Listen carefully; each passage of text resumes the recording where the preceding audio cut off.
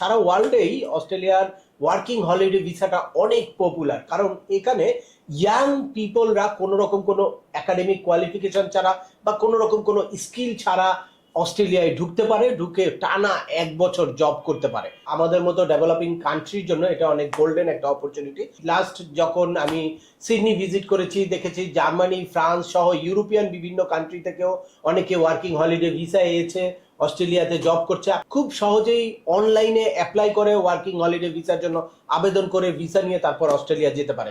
এটার জন্য কোনো রকম কোনো একাডেমিক কোয়ালিফিকেশনের দরকার নেই, কোনো রকম কোনো জব অফার দরকার নেই। জাস্ট 18 to 30 ইয়ার্স আপনার এজ হতে হবে, আপনার মেডিকেলে ফিট থাকতে হবে এবং আপনি কোনো চাইল্ড নিয়ে যেতে পারবেন না, এই কন্ডিশনটা আপনাকে মেনে নিতে হবে এবং আপনার জাস্ট নির্দিষ্ট এলিজেবল কান্ট্রির সিটিজেন হতে হবে। এই রিকোয়ারমেন্টগুলো ফুলফিল করলে যে কেউ কিন্তু এই ওয়ার্কিং হলিডে ভিসা পেতে পারে।